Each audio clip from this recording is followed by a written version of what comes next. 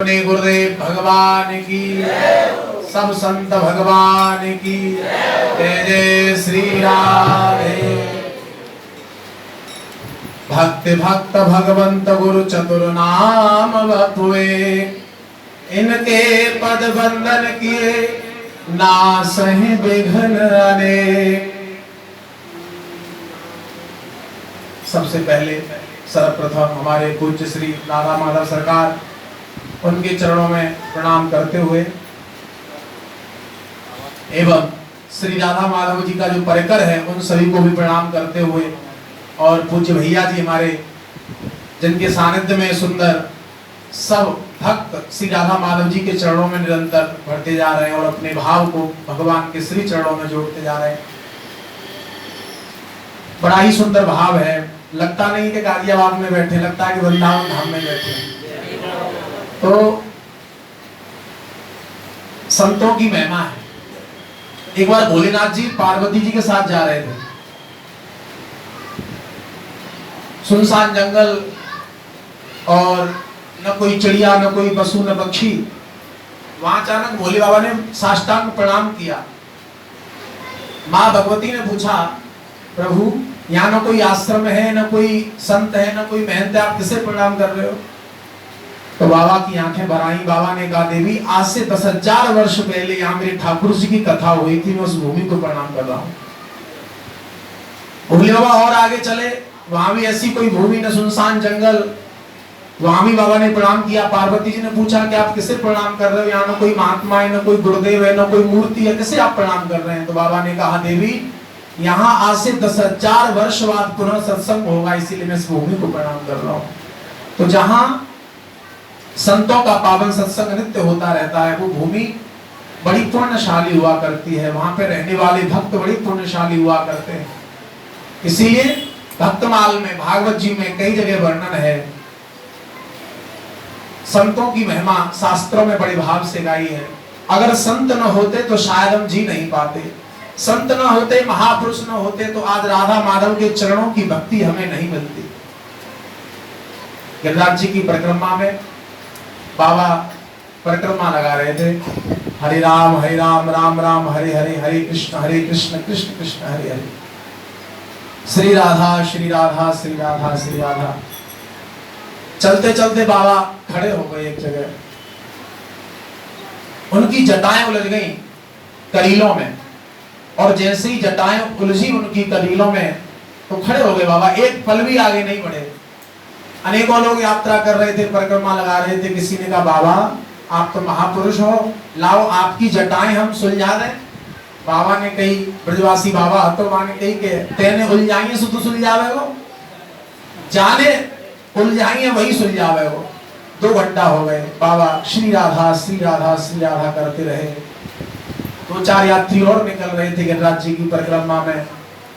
यात्री इन्होंने कहा, बाबा आप कब तक खड़े रहोगे? ना आपने पानी पिया, भोजन का भी समय हो गया, लाओ हम आपकी जटाओं को सुलझा दें। बाबा बोलो, तेने उलझाई है तो सुलझावे गो, जाने उलझाई है वही सुलझावे गो। वो भी यात्री निकलते गए, और समय ऐसा व्यतीत हुआ, कब रात हो गई, कब 12 बजे, कब सुबह के 4 बज गए, कब प्रातःकाल हो गया।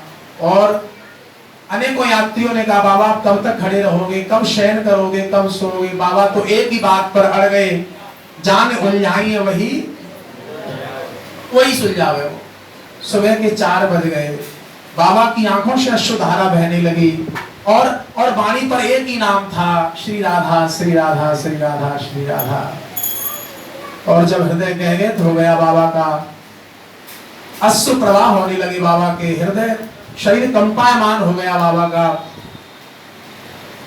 न कुछ खाया न कुछ पिया, तो बस देर नहीं हुई, मुरली को धारण किए हुए, छम छम करते हुए, सुंदर छोटे से गोपाल उस ब्रज की परिक्रमा में निकलते हुए, गिरिराज जी की तलैटी में से मोर मुकुट धारण किए हुए, बड़ी सुंदर वैजंती माला को धारण किए हुए, अधरों पर मुरली बजाते हुए, छम छम करती हुई पायल ठाकुर जी के चरणों की प्रकट है गए। बाबा राधे राधे।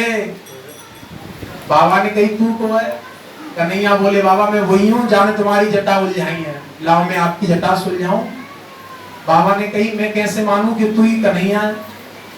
श्री कृष्ण बोले कि बाबा मैं ही कन्हैया हूं, मैं ही नंद को लाला हूं और मैंने ही आपकी जटा उलझाई है, लाओ मैं सुलझाऊं। बाबा ने कही मैं कैसे मानूं? कन्हैया बोले बाबा ले देख, मेरी मुरली को देख, मेरे मोर मुकुट को देख, मेरे पीतांबर को देख, मेरी अधरन को देख, मेरी मुस्कान को देख, मैं ही कन्हैया हूं। बाबा ने कही कि जा पूरे ब्रजमंडल में जाने कितने ऐसे रासधारी हैं जो अपने अपने बालकन को सुंदर ठाकुर बनाए कि घुमावे, दर्शन करावे, मैं कैसे मानूं कि तू कन्हैया है? तो ठाकुर जी ने कही बाबा आप ही बताओ कि मेरी आप कैसे पहचान करोगे कि मैं ही कन्हैया हूं? तो बाबा ने कही हृदय गदगद हो गया, आंखों से दिखाई नहीं दिया और बाबा बोले लाला मैं समझ जाऊंगा कि तू ही कन्हैया है, एक शर्त है। बोले का बोले ऊंची अटारी वाली बरसाने वाली तेरी तरफ उमरिया करके कह दे कि तू ही कन्हैया है तो मैं मान जाऊंगा, मैं मान जाऊंगा कि तू ही कन्हैया है। ठाकुर जी ने आंख बंद करके कहा कि सूर्य जी आप आओ। क्यों? बोले जा ब्रज में पहचान तुम्हारे से मेरी है, मेरी जो पहचान है वो राधा रानी के नाम से ही है। आहा किशोरी जी लाडली जी प्रकट हुई, आहा अलौकिक शोभा, सुंदरता को भी जो सुंदर करने वाली है ऐसी श्री राधा रानी का अलौकिक सौंदर्य है, अलौकिक स्वरूप है। बाबा बिनमोल विद्या स्वरूप को देख करके और राधा रानी ने कही बाबा जय टेढ़ी टांग वालो है, जय कन्हैया है, जय नंद नंदन है। बाबा बोले किशोरी जी मोकू पतो हती पहले से ही कि जय कन्हैया है। राधा रानी बोली तो आपको जब पतो ही हती तो मोकू काहे को बुलायो, आप पहले ही मान जाते कि जय कन्हैया है। बाबा ने कही अगर मैं पहले ही मान जाता तो जुगल जोड़ी राधा माधव के दर्शन एक साथ कैसे होते, जब जुगल जोड़ी के दर्शन कैसे होते। आहा फिर तब राधा माधव ने, तब किशोरी जी ने ठाकुर जी के संग अपने कोमल कोमल हाथों से आहा तब बाबा की जटाएं सुलझाई। इतने ये कभी पुरानी कथा नहीं, अभी कलयुग की घटना।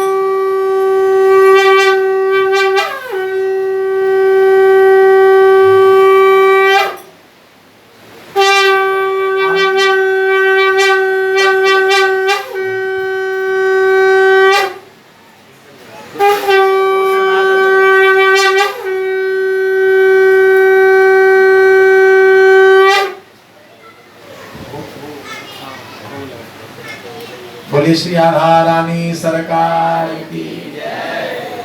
सच में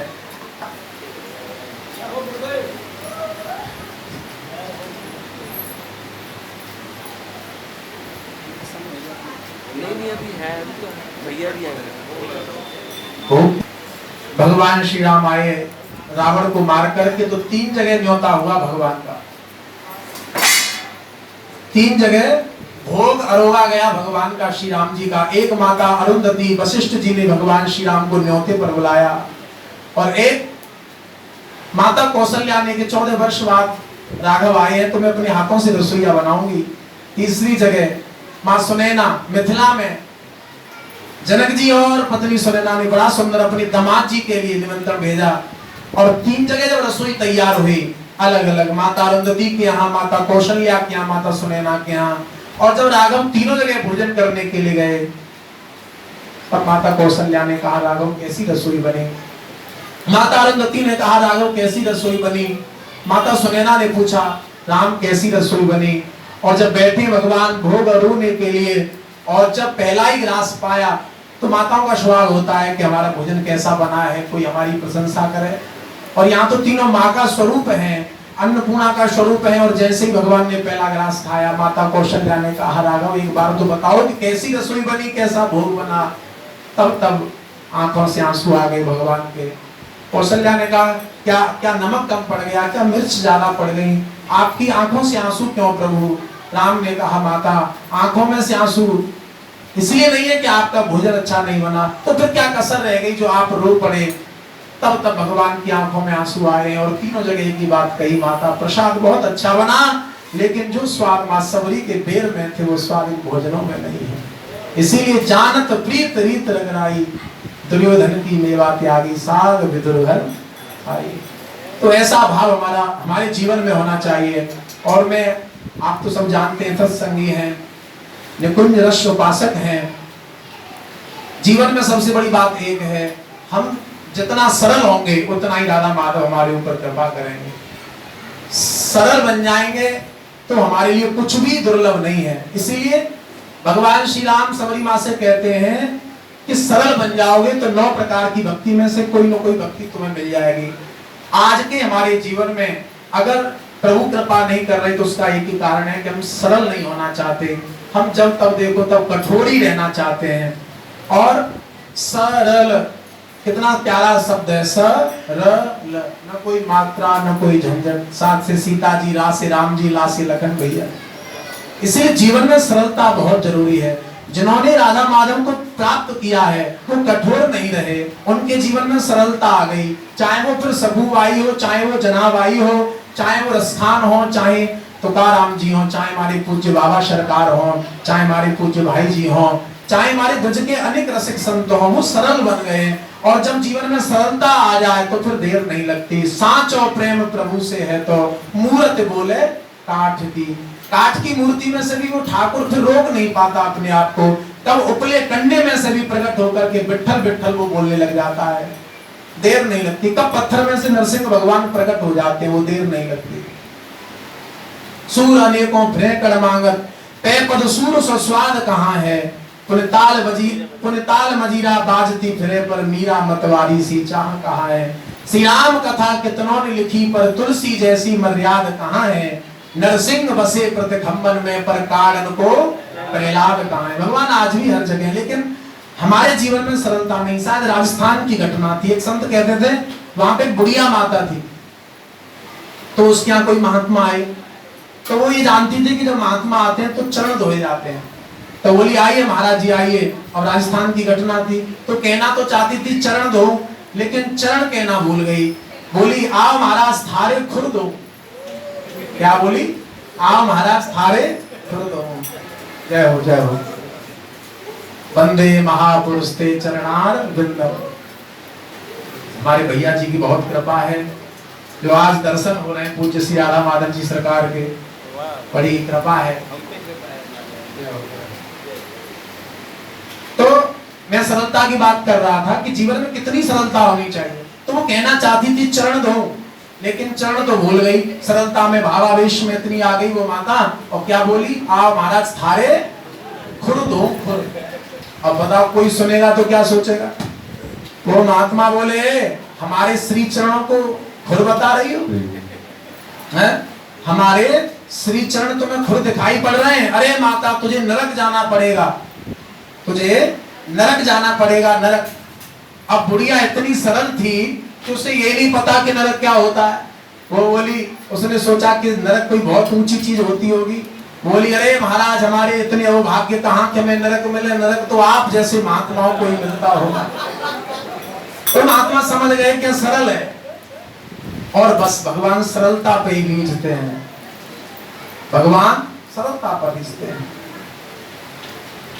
दुनिया में कोई ताकत नहीं ऐसी इस पर भगवान रीझ जाए। केवल आप अगर सरल बन जाएंगे तो हर कठोर से कठोर वस्तु भी आपके लिए, दुर्लभ से दुर्लभ वस्तु भी आपके लिए सुलभ बन जाएगी। सुलभता से वो आपके जीवन में प्रकट हो जाएगी।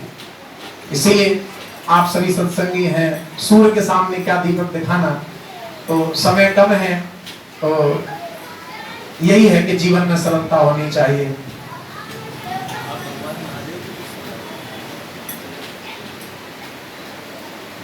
बोलिए शंकर भगवान की। बड़ा ही भाव है, क्योंकि एक तो भादों के महीने में, श्रावण के महीने में बहुत उत्सव आते हैं, इसलिए भगवान को बड़े प्रिय है।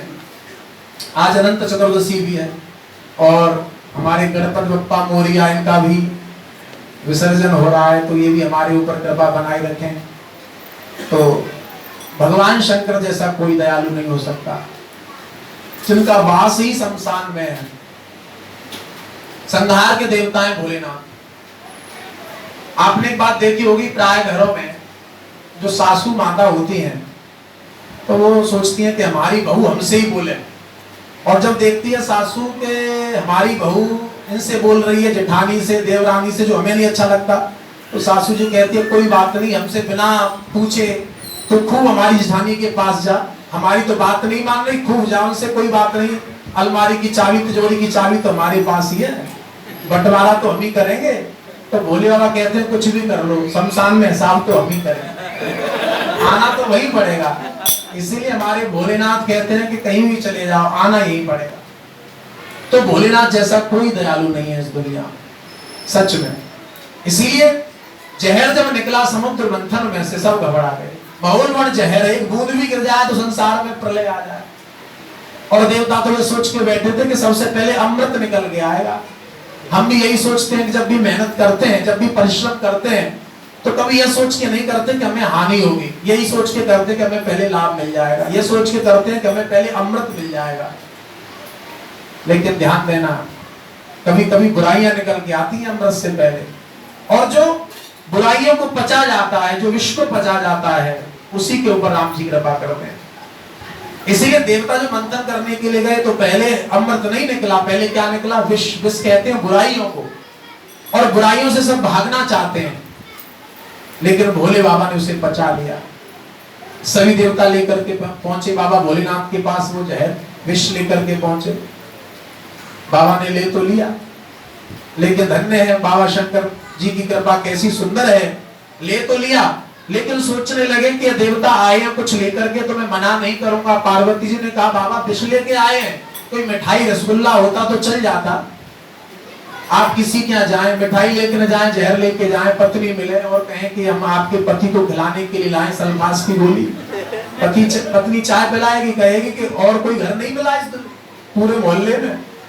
लेकिन धन्य शंकर जी बोले मना मत करना। क्यों? बोले देवता कुछ आस लेके आए हैं, और अगर यहाँ से भी अगर निराश चले जाएंगे तो फिर कहाँ पे जाएंगे। एक बार भूत प्रेतों ने कहा बाबा हमें कोई विवाह में नहीं लेके जाता, और हम किसी के जाते हैं तो कोई सियाने को बुला करके हमें बोतल में बंद करा के जमीन में गाड़ देता है। भगवान शंकर ने कहा चिंता मत करो, हमारे संग चलना। चंद्रमा जब श्रापित हो गया, जब उसे किसी ने स्वीकार नहीं किया, तो भोले बाबा ने अपने मस्तिष्क पर उसको धारण किया। किसी ने कहा गोस्वामी जी से आपने ऐसे चंद्रमा की आप प्रणाम कर रहे हो जो वक्र है, जो गुरु के श्राप से श्रापित है, और आप ऐसे चंद्रमा की वंदना कर रहे हो। तो बाबा ऐसा कहते हैं कि कैसा भी है, टेढ़ा मेढ़ा है, घटता बढ़ता है, कोई बात नहीं, यह श्रापित भी है, लेकिन इस चंद्रमा को ना राम जी और कृष्ण जी ने अपने पीछे लगा लिया है, इसीलिए श्रापित होकर के भी वंदनीय हो गया है। इसीलिए भोले बाबा कहते हैं कि कितना भी टेढ़ा मेढ़ा क्यों नहीं, इसको मेरे इष्ट ने जोड़ लिया, इसलिए ये मुझे प्रिय है। इसीलिए भगवान ने, शंकर जी ने चंद्रमा को अपने सिर पर धारण किया। तो जहर का पाचन जब बाबा शंकर करने लगे, पार्वती जी ने कहा क्यों पी रहे हो? बोले नहीं ये देवता आस लेके आए हैं। तो जब जहर लिया बाबा ने, पी तो गए लेकिन ध्यान नहीं रहा। जैसे ही कंठ तक गया तो सोचने लगे राम राम राम, ये मैंने क्या कर दिया। क्यों? क्योंकि महोलवण नाम का जहर है, बड़ा भयंकर जहर है, और मेरे हृदय में तो राम जी का रूप है। शंकर जी के हृदय में क्या है? राम जी का रूप। तो सोचा कि अंदर जहर लेके जाऊंगा तो राम जी का रूप बड़े ही कोमल है, नीलाम श्यामल कोमलांगम, बड़े ही कोमल है, और ये जहर बड़ा भयंकर है, इन्हें जलाएगा तो फिर क्या करूं। तो सोचने लगे कि मुंह में रख लेता हूं, हृदय में रख नहीं सकता, रूप राम जी का रूप है, बोले मुंह में रख लूंगा। लेकिन सोचा मुंह से तो मैं राम जी का नाम लेता हूं, हृदय में रूपामृत है, मुंह में नामामृत है, क्या करूं। भगवान शंकर ने सोचा हृदय में रखूंगा, ना ही मुंह में रखूंगा, कंठ में धारण करूंगा, और भगवान नीलकंठ हो गए। पहले तो एक ही देव थे, पहले तो देव ही थे भगवान शंकर, लेकिन जिस दिन से जहर पिया महादेव हो गए, उपाधि मिल गई, महादेव हो गए। और जितने भी देवताएं, किसी को जन्माष्टमी मिली, किसी को रामनवमी मिली, मैया भवानी को 9 दिन मिले, हनुमान जी को भी जयंती मिली, लेकिन जब देखा कि भगवान शंकर ने जहर का पान किया है तो पूरा 1 महीना मिला श्रावण का।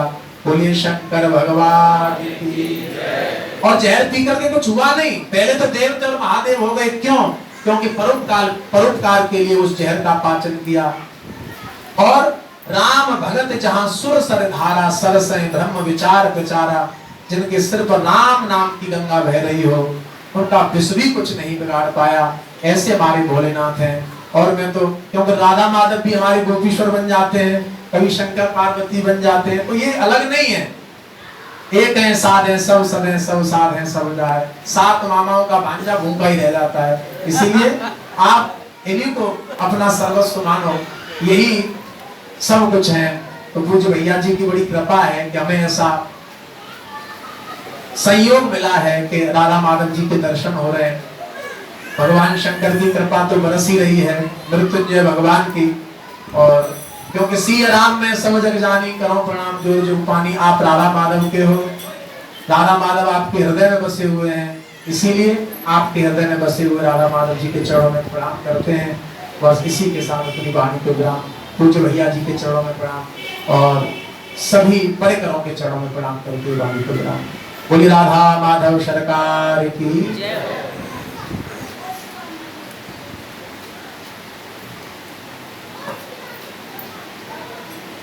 जय जय श्री राधा रमन,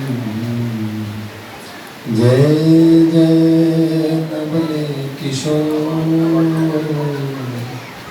जय गोपी चितचोर प्रभु, जय श्री भक्त भक्ति भगवंत गुरु, चतुर नाम बपुए, इनके पद वंदन किए, नाशै विघ्नानि, नारायणं नमस्कृत्यं नरं चैव नरोत्तमं, देवीं सरस्वतीं व्यासं ततो जयमुदीरये। श्री लाडली लाल की, परम पूज्य बाबूजी बाबा की, देवर्षि नारद जी महाराज की जय जय। श्री आचार्य जी महाराज की, सब विप्र भगवान की, सब संत भक्त वैष्णवन की जय जय। श्री राधे जय जय, श्री राधे जय जय, श्री राधे श्याम। कैसे हैं आप सब लोग? अपने लोगों के परम सौभाग्य से वृंदावन से आचार्य जी आए और यहाँ भगवान भोलेनाथ का अनुष्ठान चल रहा है। तो आचार्य जी की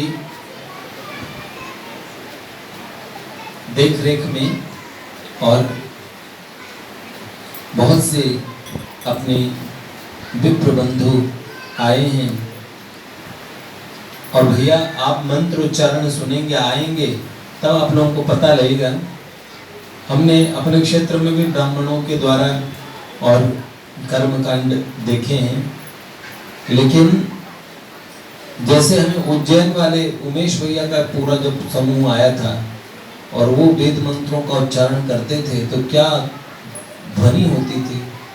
वो ध्वनि बहुत दिनों बाद में सुनने को मिली जब अपने ब्रजवासी और जो विप्रगण आए हैं, ये लोग जो अनुष्ठान कर रहे हैं आप लोगों को बहुत अद्भुत लगेगा, बहुत आनंददायक। ठाकुर जी तो सुनते हैं, राधा माधव जी ऊपर महादेव का अनुष्ठान चल रहे हैं और नीचे राधा माधव जी विराजित हैं। वो वेदी यहाँ लगी हुई है ना, नहीं तो शायद अनुष्ठान नीचे ही होता, लेकिन वहाँ पे पीठ बनी है जिसपे सब देवों का आवाहन हुआ है, महादेव वहाँ विराजित हैं। तो बहुत सुंदर राधा माधव जी के मंदिर में महादेव की अर्चना। देखो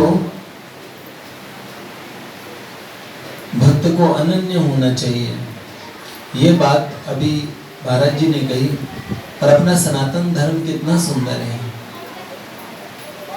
एक है हमारे पति, और पति के नाते हम सास ससुर देवर सबकी सेवा पूजा कर देते हैं। क्यों सबकी सेवा करते हैं? पति के नाते, पत्नी के सारे संबंध पति के नाते से होते हैं। मेरी सासू माँ हैं, ये मेरे ससुर जी हैं, सब पति के नाते से रिश्ते हैं। ऐसे ही हमारे इष्ट, जैसे तुलसीदास जी महाराज ने सबकी वंदना की, लेकिन उन्होंने क्या कहा?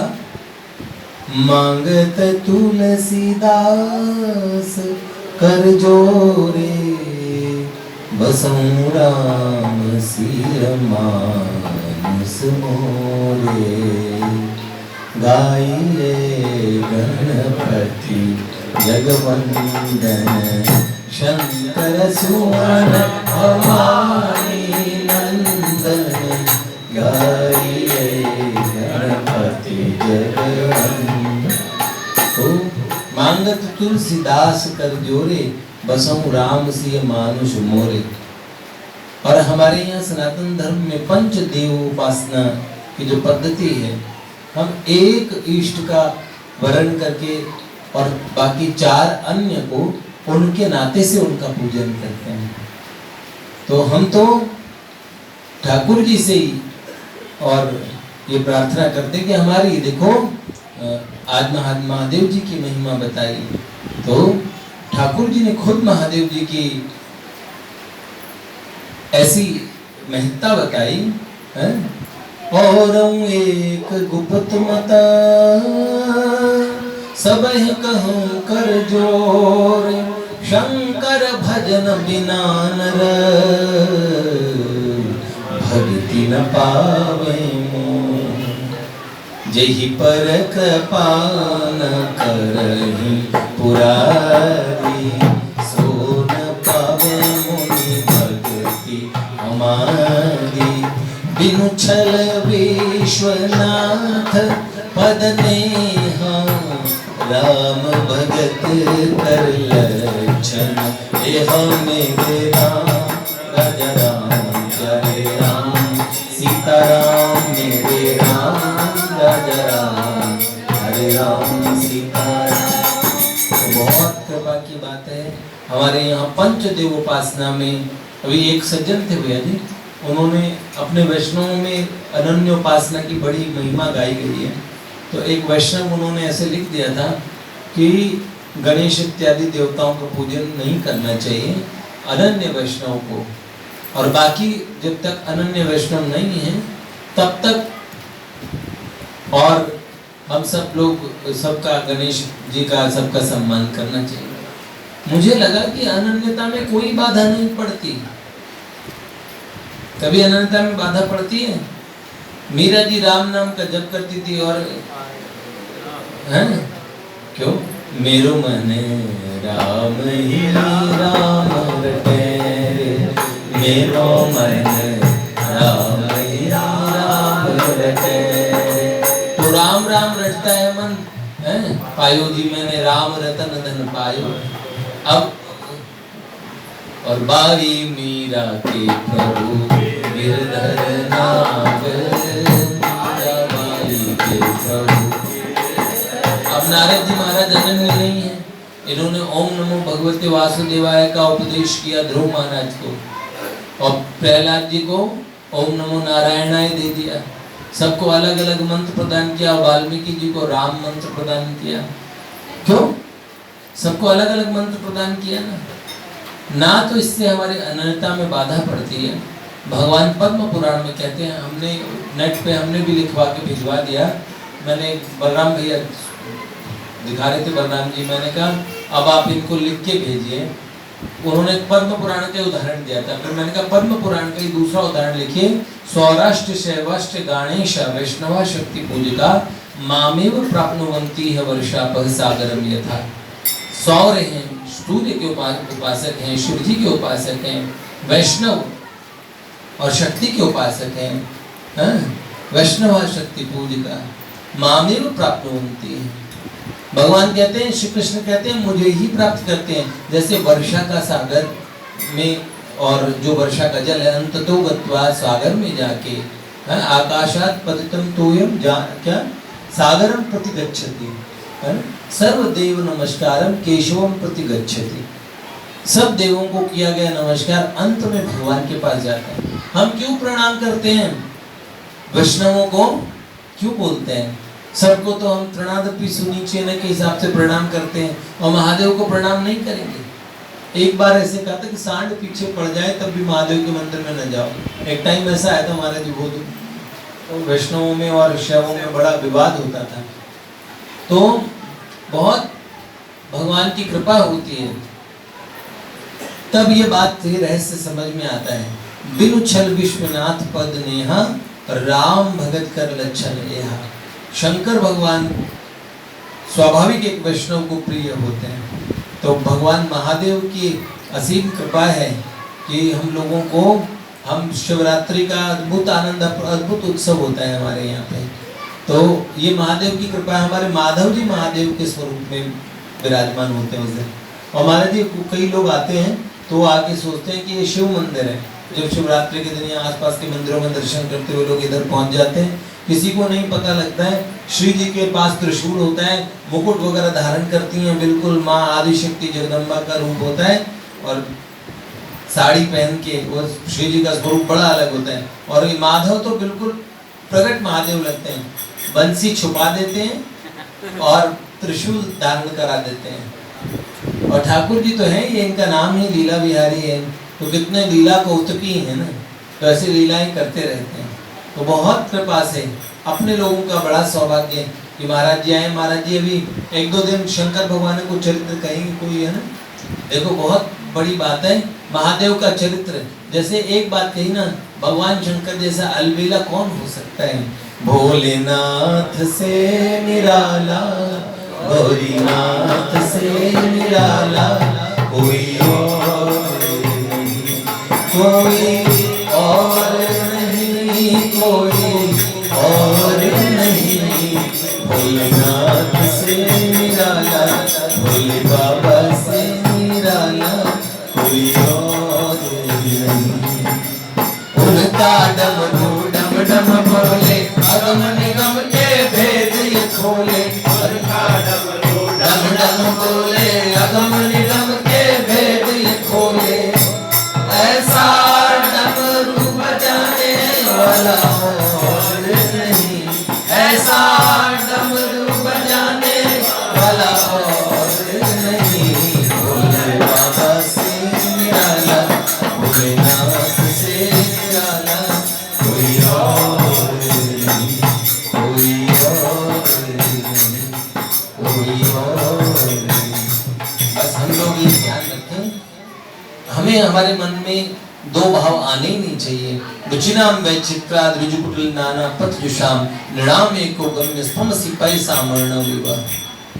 आप ही एकमात्र गम्य है महादेव। रुचि की विचित्रता से अलग अलग पथ दिखते हैं, कोई वैष्णव दिखता है, कोई शैव दिखता है, लेकिन सबके गम्य एकमात्र भगवान है। शिलाडली लाल की, भक्तवत्सल भगवान की। कल महाराज जी और शंकर भगवान का चरित्र आपको सुनाते रहेंगे। 2-3 दिन महाराज जी यहाँ पे है, तो हम पहले आके, ये बाद में नहीं आना चाहिए, बाद में तो डिस्टर्बेंस होती है, लेकिन मेरे अभी सारा शेड्यूल इधर उधर हो रखा है, तो गड़बड़ बहुत ज़्यादा है। तो ये बड़ी कृपा की महाराज जी को मैंने व्यवधान विक्षेप भी किया, बीच में आया तो कल सुनेंगे महाराज जी से। और महादेव से ये प्रार्थना है, ऐसे विद्वान विप्र जो कुलभूषण हैं, ऐसे संतों का आना होते रहे। महाराज जी कथा भी करते हैं, वृंदावन वासी हैं, और इनके साथ में हमारे 3 भैया तो आए हैं, 2 भैया हैं, और कहाँ पे भैया जी, एक और थे ना, हाँ, वो दो रह रहे हैं, एक दाऊ जी वाले भैया रह रहे हैं। और आप सोचो कोई स्वपच भी हो और भगवान का भक्त हो, तो देखो उसकी भी कितनी महिमा होती है। चैतन्य चरितामृत में कहा, कीवा शूद्र कीवा न्यासी, कीवा विप्र कीवा न्यासी, शूद्र के निर्णय, जय कृष्ण तत्व वेता से गुरु है। कोई विप्र हो, क्या सन्यासी हो, और शूद्र के निर्णय, या शूद्र क्यों ना हो, है, जो कृष्ण तत्व वेता है वो गुरुदेव के समान है। बताओ क्या बात है। लेकिन अगर कोई विप्र कुल में भगवान का भक्त हो, विप्र भगवान को वैसे ही बड़े प्रिय होते हैं, और उसमें भगवत भक्त कल हम बात कर रहे थे ना, सब मम प्रिय सब मम उपजाए, सब ते अधिक मनुज मोहि भाए। तीन में है द्विज तीन में है श्रुतिधारी, तीन में है द्विज, उनमें ब्राह्मण द्विज, द्विज मतलब ये जो तीन जातियां जो द्विज जातियां हैं जो यज्ञों को भी धारण करती है। तीन में है द्विज, और द्विज ब्राह्मण देवता के लिए महाराज जी अलग से बोला जाता है द्विज। तीन में है द्विज तीन में है श्रुतिधारी, उनमें भी श्रुतिधारी जो वेद के ब्राह्मण। तीन में है निगम धर्म अनुसारी, और उनमें भी वेद का केवल पाठ नहीं आता उन्हें, उनसे भी ज्यादा प्रिय वो हैं जो निगम के हिसाब से वेदों के हिसाब से चलते हैं। तीन में है निगम धर्म अनुसारी, तीनों के प्रिय है विरक्त मुनि ज्ञानी, विरक्त और विरक्तों से भी प्रिय ज्ञानी, ज्ञानी मुते अति प्रिय विज्ञानी, ज्ञानी से विज्ञानी प्रिय है। लेकिन तीन ते प्रिय पुनि मोहि निज दासा, तीन ते प्रिय पुनि मोहि निज दासा, जेहि गति मोर न दूसरी आसा, जेहि गति मोर न दूसरी आसा। ओ ऐसे विप्र भी हैं और भगवान के भक्त भी हैं। राधा मुकुंद भगवान का एक बहुत अच्छा श्लोक हमारे भैया जी ने आज बोला था, तो कल वो भैया सुनाएंगे, आप लोग वो श्लोक भी सुनिएगा। अभी सुना सकते हैं भैया जी, आपने ही सुनाया था ना।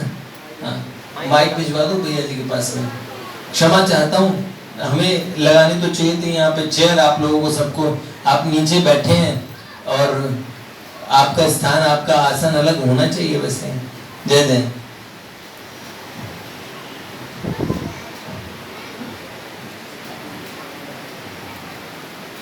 जय जय बोली राधा माधव भगवान की। श्रोताओं का आसन भगवान की समक्ष होता है, भक्तों के बीच होता है। महाराज जी को श्रवण किया है और आपको श्रवण किया। महाराज जी को आज सुबह श्लोक बहुत सुंदर लगा, पुनः भगवान के समक्ष सुनाने जा रहा हूँ। ठाकुर जी के समक्ष ये सौभाग्य हमारा और सभी भक्तों के बीच। भागवत जी का प्रथम श्लोक महात्म से पहले दिया गया है। आप लोग अगर देखेंगे न्यास से पहले भागवत जी का मूल मुख का आप खोलेंगे, सबसे पहले ही दिया हुआ है। कांते श्रुतामृषित विंदित शाविदेन्दुः यत्रैकतो विलसितामशितांग शोभा वृंदावने पिकतया मुनगांग संगम श्री राधा मुकुंद युगलं तदहं नमामि। बोली राधा मुकुंद भगवान की। जय जय श्री राधे, जय जय श्री राधे, जय जय श्री